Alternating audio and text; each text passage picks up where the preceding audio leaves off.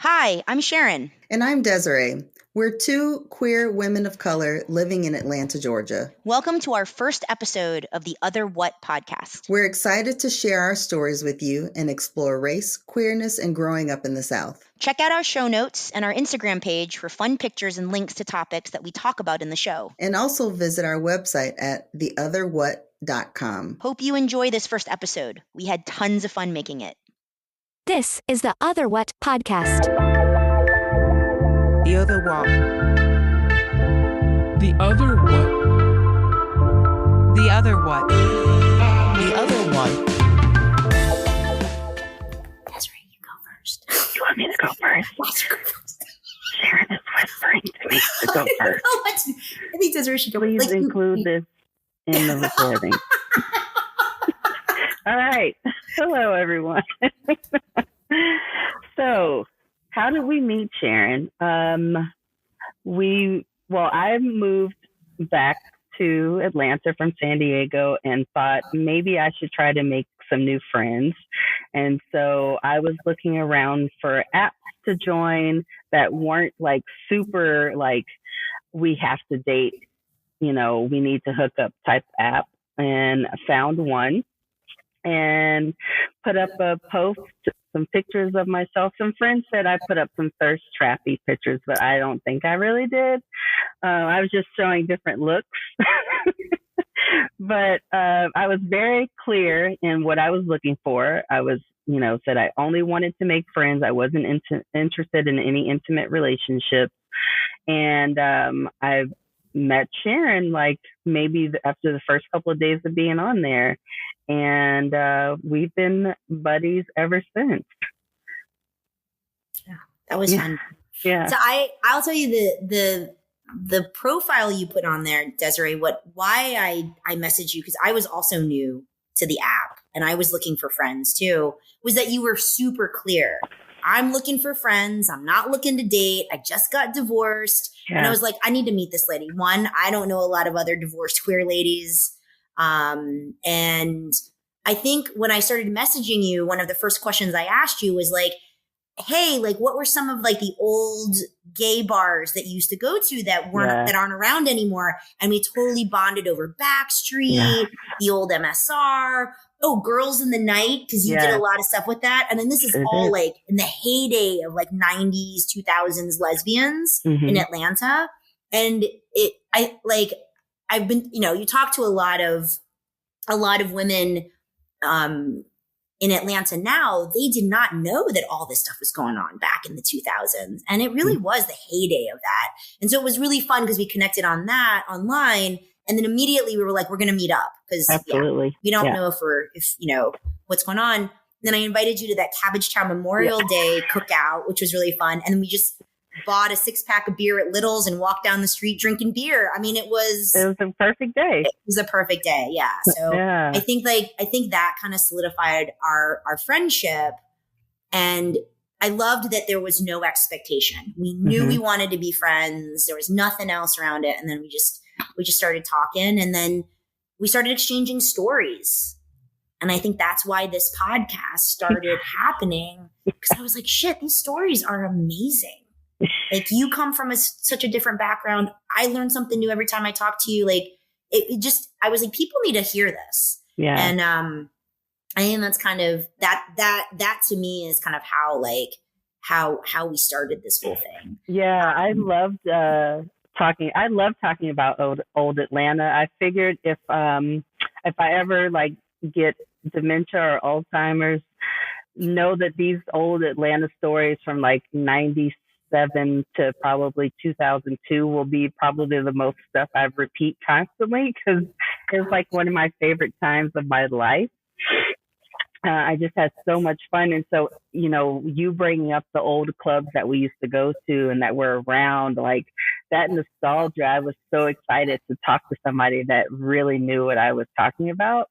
And I was like, yes, I have to be friends with this woman. And I think there was also the piece too about community, and that we both had an amazing community back in that time. And then we left Atlanta and we came back, and that community didn't exist anymore. And we were desperate to find it again. because I really do think that's what makes Atlanta special. That's the secret sauce about Atlanta, is that you can build this amazing community, especially in the queer community, so quickly. But I think what was really funny is that me and you, we hung out at the same clubs all the time. We probably crossed paths. You probably spilled a drink on me. I have no idea. Probably washing my hands in the bathroom next to you.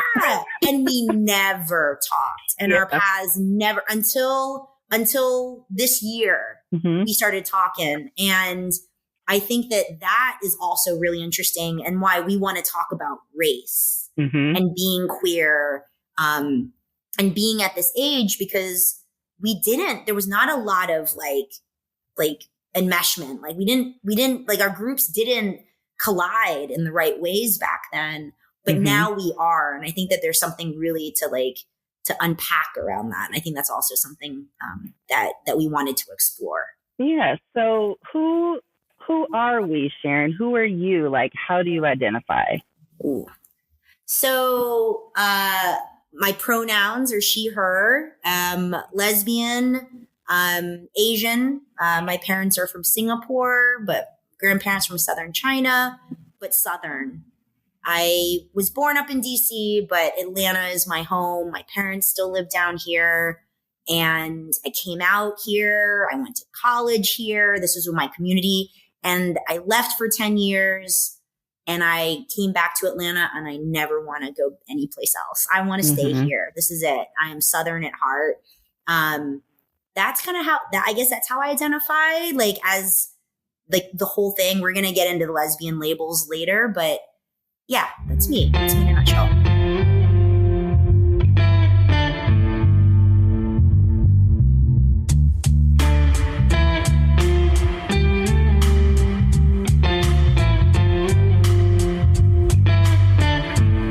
I also was born in DC. Well, my dad was finishing up dental school, but we moved back to Savannah. And so I was raised in Savannah. But as soon as I graduated from high school, actually, about 2 weeks after I graduated high school, I moved to Atlanta. My parents gave me the option. Do I want to go on a family trip to Hawaii, or do I want to start college in the summer? And at that point, I was so ready to get out of the house. I was like, just send me to Atlanta. Like, I don't care about Hawaii. I will go another time. I just need a break from everybody. So I use pronouns she and her. My friends, some of my friends jokingly call me Zaddy, which I think of one of the pronouns also. There's a story behind that, Désirée. Yeah. I want to hear that story. This is new. My gosh. Not know that. Oh, yeah. That's just for another podcast. But I am a light-skinned Black woman, racially ambiguous. Most people never guess that I'm Black, but my family is very, very Black and very proud to be Black. Growing up in the South, that can be a little tricky, because if you were around when, like, my parents were growing up and you still had segregation, you couldn't drink out of certain water fountains, but thankfully that is not the experience that we've had to have. I also identify as a Jewish woman because religiously I'm Jewish, and that's been an interesting transition as well, but happy to be here. I love talking to you and spending time with you. And so I'm just really excited to do this podcast with you. And I know we already kind of talked a little bit about why we're doing this. But let's also talk about, like, growing up in the South. Like, what was that like for you, Sharon? Because you grew up a little more north than me. You know, I grew up in Savannah, so you're in the big city up here. What was that like for you? It was, so I moved down to Atlanta, not even Atlanta, Conyers, Georgia. There wasn't even a McDonald's there yet. This was back, like, 30 years ago, whatever. But, so I didn't even move to the city of Atlanta. I went from a high school in Maryland that was 25% Asian to a high school in Conyers, Georgia, where I was one of 2 out of 300 Asians in the whole school. So when I got to when I got to my high school, they thought I was a foreign exchange student and they thought I didn't speak English. And I was like, no, totally speak English. Look, I can totally speak English. So, and without an accent, look at that. Whoa. Oh no. So there was definitely some like catch up to do with the people that I hung out with in high school. And one of my favorite memories, my parents loved going to this southern restaurant called Po Folks. Did you ever go to a Po Folks back in the day? No. Dude, no. It's like the worst name ever for a restaurant, right? Like it's the worst. But they did this like country southern food. You know, you get your grits and your catfish. My mom was obsessed with the fried catfish. We would go like every week, and my mother did not understand what the waitress said because her accent, her southern accent was so thick. And so I literally was translating Southern English to like, I guess like, I don't know, Singaporean English. Like I just had to be the go-between. So it was really weird because usually in immigrant families, you're doing like English to Chinese or English to Spanish. No, I had to do English to English because it was just too different, right? So there was a lot of culture. There's a big culture. I really had to get used to that between living in the Northeast and then living down here. Mm-hmm. But I assimilated pretty well. I think that that's part of, and we'll dive into this, the assimilation part. Asians are really good at assimilating. We're so good at it. And so I think I kind of found my niche with a lot of the artsy, nerdy kids at my school. And I think that kind of like helped me stay out of trouble. Mm-hmm. Conyers back in 1992 kind of had a syphilis outbreak. I don't know if anybody knows about this. And so don't worry, I never got syphilis because the nerd Sharon was studying in the basement and, you know, and you never got invited to any of the parties. Yeah. So anyways, I think that's kind of how it was. So for me growing up in the South, I just hung out with a lot of white people, to be honest. And so, and that was my crew. And I you know, like kind of like Southern white nerds is really what I did. And I ended up dating the only other Asian in the whole school, which is so weird. Like I had a boyfriend and he is Filipino, and it was the only other Filipino family in the city and all this kind of stuff. So we were very stereotypical that way. But I always knew something was not right. And it wasn't until college, I didn't even know what gay was. And it wasn't until all my friends went to UGA. Only one or two of us went to Georgia Tech. And so I ended up going up to Athens all the time to hang out. And one of the guys that I went to high school with actually came out of the closet. And I was like, oh, gay stuff. Oh, maybe that's what this is. And so we started exploring things, and Atlanta was a very welcoming place. There was actually a community center right in Midtown Atlanta. Yeah, and they met every week, and they were like, teenagers, like people in college. And then they had a moderator, and you could go there and just talk about being gay and what it meant back in like 2000, whatever. It was a really welcoming space. So for me, it wasn't, I think the hardest one was coming out to my parents, which we'll talk about in another episode. But I think the city itself was so welcoming and so open to, you know, going to gay pride, having these, you know, gay groups, the LGBTQ center. I never felt like it was a struggle, right? From that perspective. I think being Asian has been more of a struggle than it is being gay, which I think is kind of weird. So, and maybe also being a woman, I've had a lot of more issues with that than I have being gay. Because I think it's because what people see. They see the Asian first, they see the woman first, and then the gay is like out there, and they don't even look at it sometimes. Yeah, well, for me, it depends on who I'm around, and for folks to kind of try to guess where I fit in, which is really interesting and also very confusing when you know, like I said, my family is Black. Most of us are fair skinned, but there are a few who are brown skin and darker skin. And I can just remember, like, my family, we tease my dad about this, like feeling like you have to make it known that you're Black. And it's really interesting, Sharon, because I feel like the older I get, the more I feel like I have to like insert that somewhere so that people know like I'm on the same team as you. And that's exhausting. It's like constantly coming out. Like I'm having to daily come out as Black, like because people see me and they don't assume that I'm Black. My nickname in high school was Little Mexican. Now, I like to point out we didn't have any Mexican kids in my high school, Sharon. But I can see your face. I know. I have like shirts that say it. I have visors. Like my basketball teammates, they all call me that.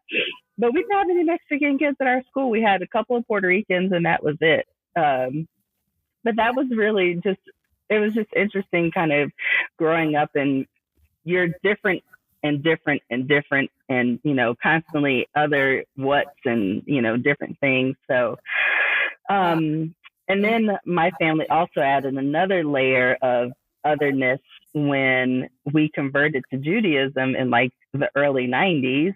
So then you've got this, well, you know, are there Black people that are Jews? I'm like, yeah, there are plenty. Like you go to Africa, there's folks there, other countries, New York, Chicago. But other things in growing up in the South for me was just this expectation of you get married, you go to college, you get married, you have kids. And I knew that a couple of those things were not on my list of things to do. I didn't really even want to go to college, but I knew that was the only way I was going to get out of my parents' house. And I intentionally picked a school that didn't have dorms so that I would have to have an apartment and my parents would have to buy me a car. Nice. Nice. Yeah. But I think I also had a little bit easier than other people growing up in Savannah just because of who my family is. You know, people knew us, so it wasn't a lot of like proving myself down there because folks know my family. But definitely being up here in Atlanta, I've had to do that in DC. I've had to do that living in San Diego. I had to do that. San Diego was really tough because you're so close to the border. People automatically assumed that I was Mexican. And I'm talking about even like my ex-in-laws, like when they first met me, they thought I was Mexican. And they were like, there's no way that you're not Mexican. I'm like, yeah, guys. I'm not. Crazy. That is crazy. It's so different because, like you're saying, like, what do they see the first thing? They see your skin color first, right? Or maybe it's your gender. It's one of the two, right? Mm-hmm. Because it's a very visual thing. And for you, it's even deeper than that. You've got to tell them, dude, I'm not Mexican. I'm Black. Right. Like, yeah. And it's like, wow, that is insane. Yeah. Whereas, and then like I don't have a Southern accent, so most people don't think I'm from the South. I feel like I do have an accent when I'm like talking to my family. It comes out a bit more. When you were talking about translating, I was laughing in my head because one of my brother-in-laws is from London or from England, and my mother has a very heavy Southern accent. So when they first met, neither of them could understand each other because he couldn't understand her Southern accent and she couldn't understand his English accent. I think it happens more than we think. It's hilarious.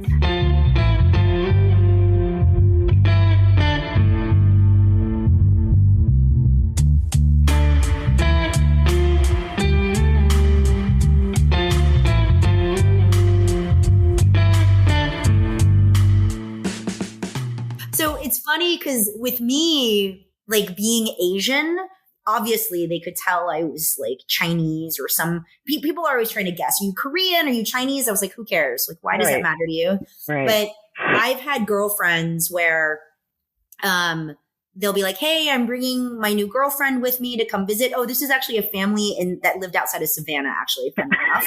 And, you know, this girlfriend was like, oh, I'm going to bring this new girl home that I'm dating. She's Asian. And the parents were like, what's Asian? And she said, you know, like the like Chinese restaurant that's down the street, she looks like them. And they were like, oh, Or were they still saying Oriental? Oh, a lot of people still say Oriental. They were still saying Oriental. These were like, you know, like it was crazy. Those were kind of the conversations of like, nobody understood what Asian was back then. And then I would get a lot of like, you know, I'd be in the middle of nowhere and they'd be like whispering, is she Korean? Is she Chinese? Is she Filipino? Is she this? And I was like, guys, you could just ask me. I speak English. Just ask me. It's okay. I can hear you. I'm not going to be, I can hear you. And I'm not offended if you want to know what my nationality is. And I think it's so funny that people are still very like concerned to ask, right? And they don't even want to ask me. And they just make assumptions about you. And maybe that's the whole thing, is that as humans, we just make assumptions and we want to categorize immediately in our heads without actually like looking at the person and saying, maybe it's okay to ask that question. You know, it's funny. I don't know about you, but for me, it depends on who and how who the person is and how they ask me, like, what are you? Will determine how I respond to it.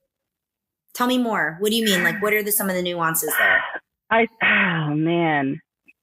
I think just because of just life experiences, I'm really like, if a white person asks me like, what are you? That like sometimes really rubs me the wrong way, because it's like, why are you trying to determine how you should treat me? Whereas another person of color asks me, I feel like it's really more of I am really just trying to identify with you. So help me identify with you. And that's my own shit, I'm sure. I'm sure there are very lovely white people out there who are genuinely like, how can I identify with this person? Maybe she is Hispanic. I speak a little Spanish, which happens to me all the time. People try to practice their Spanish on me all the time. And because I speak a little, I forget that I should not respond back to people in Spanish, because that's going to encourage them to continue speaking. But then they get into a level of Spanish that I have no clue what they're talking about. So then I'm like, oh, well, I don't actually speak Spanish. That's funny. So I think that's interesting. Do you think it's the question that they're asking you? Like the question, where are you from? Or what are you? Yes. And I'll say I'm from DC. Well, where are you really from? Like, where are your parents from? I'm like, Savannah? Like, what are you really trying to ask me? Yeah. So Désirée, what's a better way? What's a better way? Like, right. If we have, because, you know, we'll have people listening to this podcast. What's a better way to ask that question that wouldn't trigger? I think it's almost like kind of how you ask people, like, what their pronouns are. Like, how do you identify? It is fine with me, but not to like, what are you? Like, just hearing that makes me, I don't like when people say, well, what are you? Can I tell you a quick funny story? It's one of my favorite stories in Atlanta. Please. So I used to take the MARTA bus to get to work, and you know, everybody knows how bad MARTA is. So I spent lots of time on the bus, and the bus driver got to know me, and he was this like really like lovely black man, and he would see me every day. And so one day he goes, "So where are you from?" And I go, "Oh, I'm from Maryland." And he goes, "Really? Because you look kind of Chinese." Obviously, there are no Chinese people in Maryland, Sharon. Nice try. One of my favorite. I just kind of looked at him. He was just this lovely black man. He just did not understand that Chinese people came from Maryland. Oh, that reminds me of a story, Sharon. When I was 19, I went to D.C. with some friends for Black Gay Pride Weekend, which is over the Memorial Day weekend. And I was in DuPont Circle looking at some of the vendors. There was an East Indian vendor, and he was staring at me. When I was younger, my hair was really long. And he's like, you know, asked me like, where are you from? And I was like, oh, from here, from DC. He's like, where are you from? And I was like, from DC. Like, that's what my birth certificate says. He's like, no, what's your family? I said, oh, we're black. You know, I'm sure we've got some white mix in us because we're pretty fair skinned. He's like, no, you're Indian, and it's shameful that you are not that you're denying your heritage. He was furious with me. He was so mad. And I was like, sir, I promise you, if I was Indian, I would tell you I am not Indian. Like, it just depends on what my hair looks like, really, and how much I weigh. Though. He wanted to like bring you into his culture. He was so convinced. Mm-hmm. That is amazing. Wow. Because you cross a lot of different racial lines because I think of the color of your skin. Mine is very like Asian focused. And I was actually at a department store and this older Korean woman comes up to me. I'm not Korean, I'm Chinese. And she comes up to me, she goes, "Are you Korean?" And I go, no, I'm Chinese. And she goes, "Oh, too bad. So pretty." She gonna hook you up with her son or something? Who knows? She was like, "Oh, that's too bad. You're Chinese. You're actually kind of pretty. You could be Korean." That's really what she was saying, right? And I was like, it was actually in pure Asian fashion, an incredibly backhanded compliment is really what it was. Perfect stranger. Right. So I think it's so funny. Like even like you get crossed. Like you're like people think that you're Indian or like Hispanic. Yeah. I just get nobody freaking knows where I am in the Asian spectrum, and I get like this. I get weirdos following me at the airport thinking I'm Thai, and I've had just bad things about that. And then I get a lot of like I don't know. It's just really. It's like, why do you have to categorize me? I'm just part of this Asian part of this world. And I do not have an accent. Mm-hmm. So like I've been on phone calls with people when I was a consultant and I'd be talking to this guy in LA. And the whole time I think he thought I was white. I got off the airplane. He greeted me at the airport and he was like, "You're Asian." And I was like, yeah duh. Yeah. Do you not see my last name? Last name. That's like, come on. Well, my name is so ambiguous. Like you have no clue where I am, who I am, what I look like. So people can be surprised when they see me. But I think it also depends on what look I'm going for that day. If I want to be like super femme or just my regular versatile soft stud look. That we're going to talk about really soon in the next episode. But like, I think it's interesting. Like I've also like, I've had that where I need to look all businessy and then, and you know, how do they kind of perceive you when you dress a certain way or your hair is a certain length? I think there's a lot to that as well. Oh yeah. So, yeah. That's Absolutely. great. Absolutely. Cool. All right. So I think we're at the end of the podcast. That was a great conversation, Désirée. And I think we've been teasing out a lot of the other stories that we're going to be telling on this podcast. In this podcast. Yeah. And we're going to peel this back. Like, I think there's a lot of layers to passing. There's a lot of layers to assimilation. Mm-hmm. And then when you get through all of that, being, you know, people of color, being women, and then we get to the queer stuff, it just adds another layer that I think blows people's minds, right? And then they really don't know how to talk to us after that. Or the guys really, at least the straight guys, like really warm up to us because they're like, "Oh, great, we can go to the strip bars with like these ladies, and it's okay." So, well, we're gonna have to stick around to see what we talk about next. Sounds good. Thanks, everybody. Love ya.